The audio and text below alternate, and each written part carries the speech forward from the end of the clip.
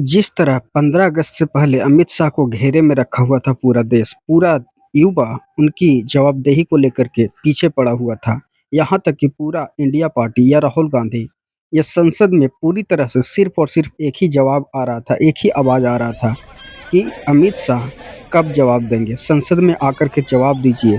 जिस तरह से कॉकरोच जनता पार्टी जंतर मंतर पर प्रोटेस्ट की थी या जेन जी जिस तरह से जंतर मंतर पर प्रोटेस्ट की थी, उस पर जिस तरह से बर्बरता अपनाए थे अमित शाह के पुलिस, उस पर जवाबदेही दीजिए।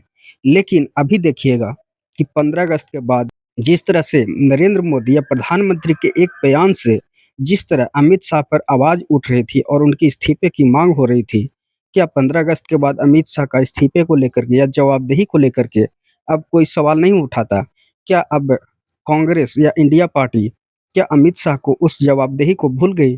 क्या अभी कॉकरोच जनता पार्टी उनकी जवाबदेही को लगातार मांग रही थी, तो क्या कॉकरोच जनता पार्टी भी भूल गई? या जेन जी जिस तरह से उम्मीद से बैठी हुई थी कि अब अमित शाह जवाब देंगे कि जिस तरह से जंतर मंतर पर बर्बरता अपनाई गई, पैलेट गन चलाया गया, मारा गया, पीटा गया, उस पर अमित शाह जवाब देंगे। जिस तरह से प्रधानमंत्री के एक बयान से उस बयान में बोला गया नक्सल दिमाग वाला व्यक्ति, इस बयान से जिस तरह से अमित शाह पर गाज गिर रहा था और अमित शाह को घेरे में रखा हुआ था पूरा देश, उस बयान उस मुद्दे से अब हट करके नक्सल दिमाग वाले व्यक्ति के मुद्दे पर चला गया। हथियारी नक्सल तो गए, लेकिन दिमागी नक्सल, ये दिमागी नक्सल मौके की तलाश में है। पर क्या अमित शाह अब बच गए? अब अमित शाह को जवाबदेही नहीं देना पड़ेगा? और जिस तरह से अमित शाह को चाणक्य बोला जाता था, तो क्या फिर से एक बार चाणक्य नीति को प्रूफ करते हुए अमित शाह जिस तरह से बच गए और आगे उन पर जिस तरह से सवाल उठ रहा था कि अमित शाह इस्तीफा दीजिए, अमित शाह के इस्तीफे की बात अब नहीं होगी, बहुत बड़ा सवाल है। जिस तरह से हमारे प्रधानमंत्री लाल किले से एक शब्द का इस्तेमाल किए हैं, दिमागी नक्सल, तो क्या ये दिमागी नक्सल आज के हमारे देश में कौन है? सवाल बहुत बड़ा है। जिस तरह से इस शब्द पर हमारे देश से रिएक्शन आ रहे हैं और ओपिनियन आ रहे हैं, उसमें कॉकरोच जनता पार्टी के सौरभ दास जिस तरह से इस बात को खंडन करते हुए बताया कि अभी हमारे प्रधानमंत्री जिस तरह से लाल किले से एक प्राचीन ऐतिहासिक जगह है, जहाँ से हमारे प्रधानमंत्री इस तरह के शब्दों का इस्तेमाल नहीं करते हैं। लेकिन हमारे देश के प्रधानमंत्री जिस तरह से इस शब्द का इस्तेमाल किया गया दिमागी नक्सल, इस दिमागी नक्सल से किसे प्रूफ किया जा रहा है? प्रधानमंत्री ने कल दिमागी नक्सल का जिक्र किया, कैसे देखते हैं? आप सबने भी उसको बाद में करा, पी चिदम्बरम ऑल्सो सेड कि आई एम ऑल्सो दिमागी नक्सल, मोइत्रा, तमाम लोगों ने इसको कहा। मैं तो आपको बोल रहा हूँ कि बीजेपी के जो लोग हैं वो एंटी स्कूल है, एंटी एजुकेशन है, एंटी युवा भी है एंड एंटी इंटेलेक्चुअलिज्म भी है। मतलब उनको बर्दाश्त नहीं होता कि कोई पढ़े लिखे, अपना ओपिनियन हो, उनका अपना क्या बोलते हैं दिमाग हो, इससे ऐसे कमेंट्स आते। बहुत बहुत दुर्भाग्यपूर्ण कमेंट है ये प्रधानमंत्री का। प्रधानमंत्री को ऐसे शब्द तो देश के युवा के लिए नहीं यूज करना चाहिए। दिमागी नक्सल मतलब कि आप मान रहे हो कि ये दिमाग वाले लोग हैं।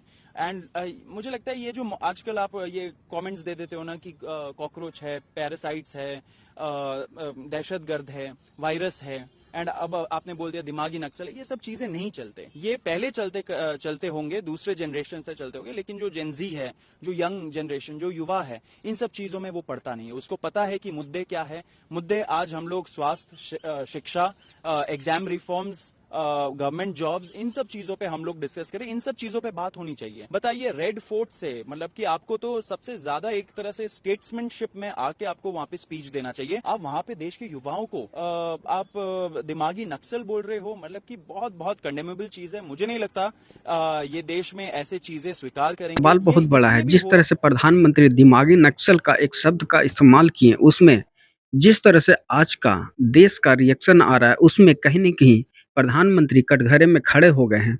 जिस तरह से सुप्रीम कोर्ट से एक बयान निकला था कॉकरोच, उस कॉकरोच से जिस तरह से एक पार्टी बनी और आज हमारे देश के हमारे सत्ताधारी पार्टी को जिस तरह से घुटनों पर टिकाई हुई है, तो क्या आज प्रधानमंत्री जिस तरह से एक शब्द का इस्तेमाल किए दिमागी नक्सल, तो आज के हमारे देश में कौन है दिमागी नक्सल? आज का युवा लगातार सवाल उठा रहे हैं कि हमारे देश में कौन है दिमागी नक्सल? आखिर प्रधानमंत्री किसे दिमागी नक्सल कह रहे हैं? और क्या जिस तरह से अभी प्रदर्शन हो रहे हैं, जिस तरह से हमारे जेन जी हमारे देश के जिन अल्फा सवाल उठा रहे हैं सत्ता से, तो क्या उन्हें दिमागी नक्सल कहा गया?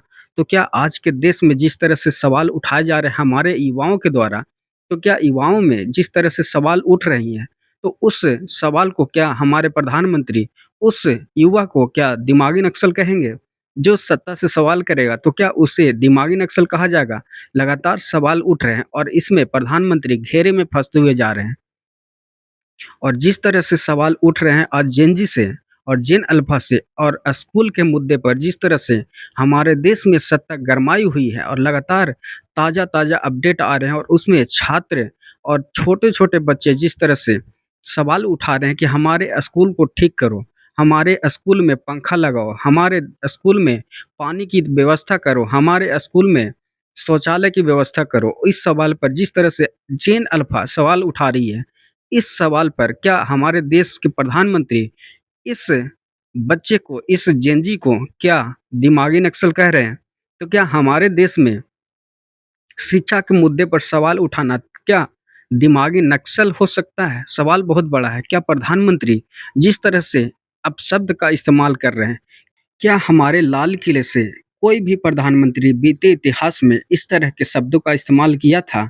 क्या हमारे प्रधानमंत्री जिस तरह से सवालों को दरकिनार कर रहे हैं और आज के जो विकास के मुद्दे हैं, उस मुद्दे को डाइवर्ट करके सिर्फ़ और सिर्फ़ हिंदू-मुस्लिम जाति में बाँटने का जिस तरह से बयान देते हैं और जिस तरह से देश को बाँटने की कोशिश करते हैं, तो क्या वो दिमागी नक्सल नहीं हैं? क्या वो सही लोग हैं? और आज के जो युवा सवाल उठा रहे हैं, तो उनको दिमागी नक्सल कहा जा रहा है। तो क्या ये सही है? प्रधानमंत्री के दिमागी नक्सल वाले बयान पर आम आदमी पार्टी के प्रमुख अरविंद केजरीवाल जिस तरह से सवाल उठा रहे हैं, वो बोल रहे हैं कि क्या हम पढ़े लिखे हैं और हम शिक्षा को आगे बढ़ाना चाहते हैं, हमारे युवाओं को शिक्षा अच्छी व्यवस्था देना चाहते हैं, अच्छे स्कूल देना चाहते हैं, अच्छी शिक्षा व्यवस्था पर रोजगार देना चाहते हैं, तो क्या हम दिमागी नक्सल हैं? और अगर ऐसे करने पर, हमारे युवाओं को आगे बढ़ाने पर अगर हमें दिमागी नक्सल कहा जाता है, तो हाँ, हम दिमागी नक्सल हैं और खुद को दिमागी नक्सल बताते हुए प्रधानमंत्री पर जिस तरह से नकेल कसते हुए ये जवाब दिए हैं, वो देखने वाली बात है। प्रधानमंत्री जी के हिसाब से दिमागी नक्सली कौन है जो इस देश में प्रश्न उठाने की हिम्मत करता है? प्रधानमंत्री जी के हिसाब से वो दिमागी नक्सली है जो सड़ी गली व्यवस्था को बदलना चाहता है, जो अच्छे सरकारी स्कूल चाहता है, जो अच्छे सरकारी अस्पताल चाहता है, जो बिजली चाहता है, पानी चाहता है, सीवर चाहता है, ड्रेनेज चाहता है, अच्छी व्यवस्था चाहता है, भ्रष्टाचार मुक्त भारत का सपना देखता है, वो प्रधानमंत्री जी के हिसाब से दिमागी नक्सली है। जो प्रधानमंत्री जी से और बीजेपी से डरता नहीं है, जो एक विकसित भारत का सपना देखता है, वो प्रधानमंत्री जी के हिसाब से दिमागी नक्सली है। आज अगर भगत सिंह जिंदा होते तो प्रधानमंत्री जी भगत सिंह को भी दिमागी नक्सली बोलते। आज अगर बाबा साहब अंबेडकर जिंदा होते जिन्होंने सबकी बराबरी के लिए लड़ाई लड़ी थी, तो बाबा साहब अंबेडकर को भी प्रधानमंत्री जी नहीं छोड़ते, उनको भी प्रधानमंत्री जी दिमागी नक्सली बोलते। मैं प्रधानमंत्री जी को कहना चाहता हूं कि मैं अरविंद केजरीवाल आपके हिसाब से दिमागी नक्सली हूं, क्योंकि मैं देशभक्त हूं और मुझे इस बात का गर्व है। आम आदमी पार्टी के संजय सिंह जिस तरह से सवालों को उठाते हैं और बीजेपी को घुटनों पर लेकर के आते हैं, फिर से प्रधानमंत्री के दिमागी नक्सल वाले बयान पर जिस तरह से संजय सिंह ने पेच कसते हुए कहा कि अगर हम शिक्षा के प्रति आगे जागरूकता करना चाहते हैं, आज के युवाओं को पढ़ाना चाहते हैं, आज के युवाओं को शिक्षा अच्छी व्यवस्था देना चाहते हैं, तो क्या अगर हम ऐसे व्यवस्था देते हैं, तो क्या हम दिमागी नक्सल हैं? प्रधानमंत्री के नज़र में क्या इस तरह के सामाजिक कार्यकर्ताओं को दिमागी नक्सल कहा जाता है, तो क्या वो दिमागी नक्सल हैं?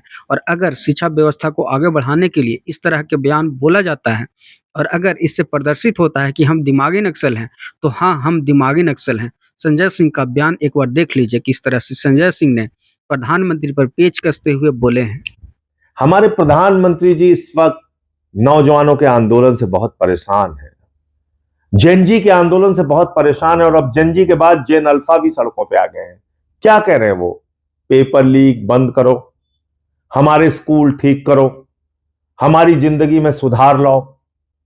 और इतने परेशान है प्रधानमंत्री जी कि कभी तो रात में 12 बजे उठ के रील बनाने लगते हैं और कभी इन्हीं नौजवानों को दिमागी नक्सल कहते हैं। दिमागी नक्सल आप किसको कहते हैं प्रधानमंत्री जी? वो नौजवान जो कह रहे हैं देश में पेपर लीक बंद करो और हमें रोजगार दो? वो छोटे छोटे बच्चे जो सड़कों पे उतर के कह रहे हैं हमारे स्कूल की छत टूट जा रही है, बच्चों के लिए बैठने का कमरा नहीं है, मिड डे मील में नमक रोटी खाने को मिलती है, हमारे खाने में कीड़े मिलते हैं, प्रधानमंत्री जी इसको ठीक कर दो, वो दिमागी नक्सल है? उनको आप दिमागी नक्सल कह के संबोधित कर रहे हैं? आपसे बर्दाश्त नहीं हो रहा है कि जनता, नौजवान, छोटे छोटे बच्चे, किसान, इस देश की माताएं बहनें अपने लिए आवाज उठाना कैसे शुरू कर दिया? तो ये जो प्रधानमंत्री ने 15 अगस्त के दिन, इसीलिए मैं कहता हूं प्रधानमंत्री के बारे में कि वो नफरतों से भरे हुए व्यक्ति है और वो इन चीजों को बर्दाश्त नहीं कर पा रहे हैं कि उनके खिलाफ कैसे छोटे छोटे बच्चे और नौजवान सड़कों पे निकल रहे हैं। उनको उन्होंने दिमागी नक्सल कह के संबोधित किया। मैं नौजवानों से कहना चाहता हूं और खास तौर से उन नौजवानों से जो आज स्कूल ठीक करो अभियान चला रहे हैं, सीजेपी के लोग, डरना नहीं, झुकना नहीं, लड़ते रहना है, आगे बढ़ते रहना है। दिमागी नक्सल बीजेपी के वो लोग हैं जिन्होंने अब्दुल के पिता जब की नीट पेपर हत्या लीक की। हुआ था और नीट पेपर लीक होने के बाद जिस तरह से छात्रों ने आत्महत्या किया और उसके बाद एक कॉकरोच जनता पार्टी जंतर मंतर पर प्रोटेस्ट करने लगी और जिस तरह से शिक्षा व्यवस्था पर सवाल उठाए और धर्मेंद्र प्रधान का इस्तीफे की बात करते करते 20 से 25 दिन में धर्मेंद्र प्रधान का इस्तीफा हुआ। आज के शिक्षा मिनिस्टर का इस्तीफा हुआ। क्या इसी तरह से अमित शाह पर जिस तरह से जंतर मंतर पर प्रोटेस्ट करते हुए जेन-ज़ी को जिस तरह से बर्बरता अपनाई गई और उन पर जिस तरह से सवाल उठ रहे थे, उनको जवाबदेही बनाने के लिए लगातार सवाल उठा रहे थे आज के युवा। पूरा देश उनसे सवाल माँग रही थी, उनसे जवाब माँग रही थी कि अमित शाह जिस तरह से बर्बरता अपनाई है, उनकी पुलिस बर्बरता अपनाई है, उस पर जवाब दीजिए। और इस पर अमित शाह घेरे में थे। पूरा संसद सत्र में, पूरा मानसून सत्र में अमित शाह संसद जा नहीं पाए, इस सवाल को जवाब नहीं दे पाए और बच के निकल गए हैं। तो क्या अब प्रधानमंत्री जिस तरह से दिमागी नक्सल का इस्तेमाल करते हुए आज के जो भारत है, आज के देश है, इस देश में आज के जो युवा हैं और छात्र हैं, जिस तरह से सवाल उठा रहे हैं और जिस तरह से इस बयान पर तंज कस रहे हैं, क्या आज के प्रधानमंत्री पर क्या आज के प्रधानमंत्री नरेंद्र मोदी आज घेरे में फिर से बन गए हैं? और इस तरह से घेरे में प्रधानमंत्री अगर बने रहें, तो क्या आज के जो हमारे सत्ता पार्टी है बीजेपी, क्या ज़्यादा दिन पर टिक पाएगी? आगे 2027 में बहुत ही बड़ा इलेक्शन है जो कि हमारे देश की राजनीति को तय करता है कि आगे केंद्र सरकार में कौन सत्ताधारी बनेगा। यूपी में जिस तरह से इलेक्शन 6 महीने बाद हैं और जिस तरह से देश में युवाओं ने शिक्षा व्यवस्था को लेकर के सवाल उठा रहे हैं और आज के सत्ताधारी को क्वेश्चन पर क्वेश्चन दे रहे हैं और इस तरह से हमारे देश के आज का बीजेपी सवालों के घेरे में फंसा हुआ है। और अभी देखिएगा कि राजस्थान में जिस तरह से आज के कॉकरोच जनता पार्टी इस सवाल उठा रही है, जिस तरह से कॉकरोच जनता पार्टी एक अभियान शुरू की है स्कूल ठीक करो, उसमें राजस्थान, उत्तर प्रदेश, बिहार, बंगाल या कह सकते हैं महाराष्ट्र के स्कूलों में जिस तरह से कॉकरोच जनता पार्टी जा करके स्कूल की व्यवस्थाओं को दिखाने लगे हैं, किस तरह से शौचालय है, किस तरह से स्कूल की छत है, इस सारे व्यवस्थाओं को दिखा करके छात्राओं को, आज के जिन अल्फाओं को आवाज़ उठाने लगे हैं और जिससे राजस्थान में एक नियम लागू किया गया है सरकार के द्वारा कि स्कूलों में किसी तरह का कोई भी व्यक्ति जा कर के वीडियो नहीं बनाएगा, स्कूल में जा कर के व्यवस्थाओं को नहीं दिखाएगा और अगर ऐसा करता है तो उस पर एफआईआर किया जाए। आगे की राजनीति किस तरह से तय होगी और बीजेपी किस तरह से सत्ता में बने रहेगी या बीजेपी की सत्ता अंत होगी, ये देखने वाली बात है क्योंकि 29 में भी इलेक्शन है और आज का युवा जग चुका है। तो इसी तरह का अपडेट देखने के लिए, अपडेट सुनने के लिए चैनल को सब्सक्राइब करें और अपने दोस्तों से शेयर करें क्योंकि इसी तरह का आप सबको डीप डायलॉग रिपोर्ट आपको देते रहते हैं। तो इस चैनल को ही सब्सक्राइब करें, प्यार दिखाएं और आज के लिए धन्यवाद। आज के लिए इतना ही।